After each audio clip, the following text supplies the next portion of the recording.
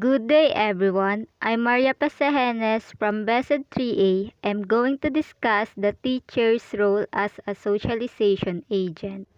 To begin, I'm going to give a little background on what I'm going to be discussing. I'm going to talk about the characteristic of best and worst teachers.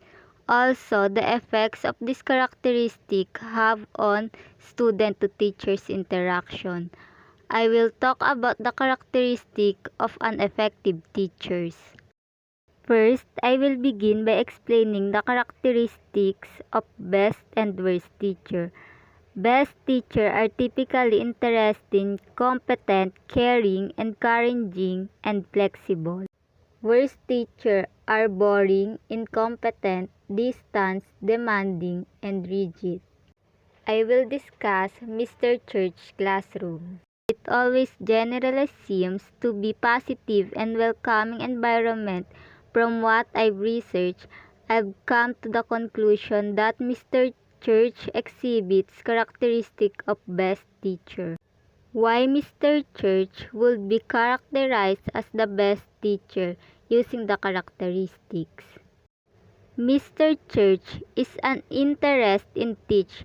He gives assignment on interesting topics. And second, Mr. Church is competent. He never struggle in his classroom. Mr. Church is caring. He helps his student whenever it is necessary. Also, it is encouraging. He always let his student know how confident he was that they would succeed. It is flexible. He had different expectations for individual students based on their abilities. I will give some example of these characteristics. I've mentioned that he gives assignment that interests his student. One of these was when he gave an assignment that was supposed to help students review subtraction instead of giving a worksheet that simplify had subtraction problem on it. He gave them a worksheet on spider and insect with story problems that had to do with that subject, and this subject was something that students were genuine.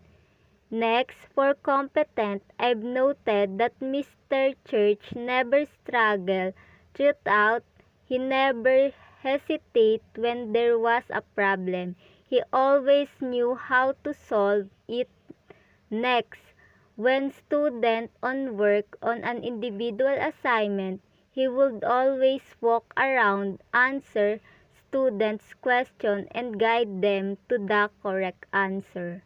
Encouraging, there was a competition going on throughout the school to see which class would run the most laps around the school's track.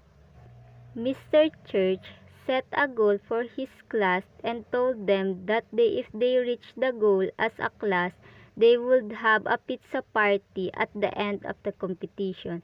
Towards at the end of competition, his class still hadn't met that goal. Instead of telling his class that they probably wouldn't have the party because there was so little time left, he encouraging them to get out there and run more laps, as many as laps they could. There was still a chance. He told him that there was still a chance that they could have the pizza party. Lastly, I have an example of Mr. Church being flexible.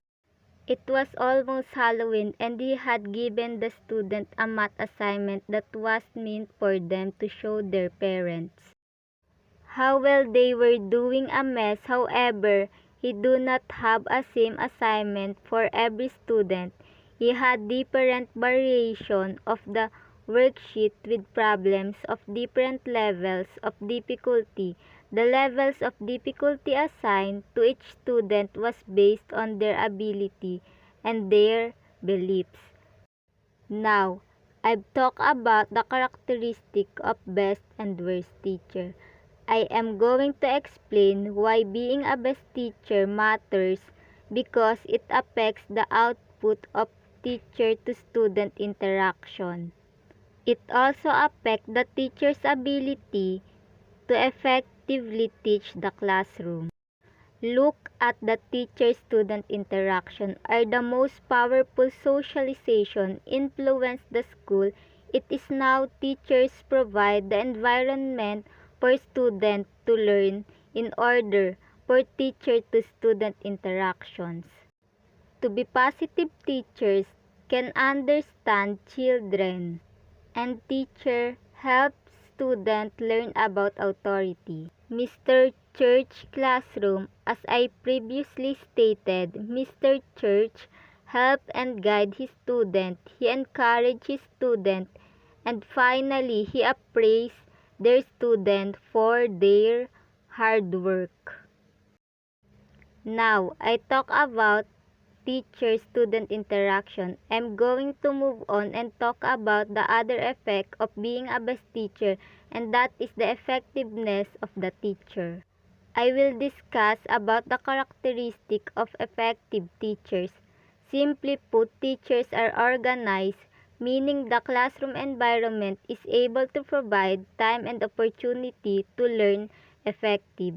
Teachers are motivating, meaning to have plan motivating learning activities. They are communicate, meaning they communicate very clearly to their student and their expectation for them. They adaptive learning activities to the needs and abilities of student. An effective teacher should ensure success for student by providing guidance and support as they progress through the curriculum. Mr. Church's classroom was organized and there was a designated spot for each type of learning. It is actively motivated his student. He clearly communicated his expectation for student and he adapted his assignment meet to the needs of each student individually. He always provided guidance and support when it was needed. Thus was providing that is an effective teacher.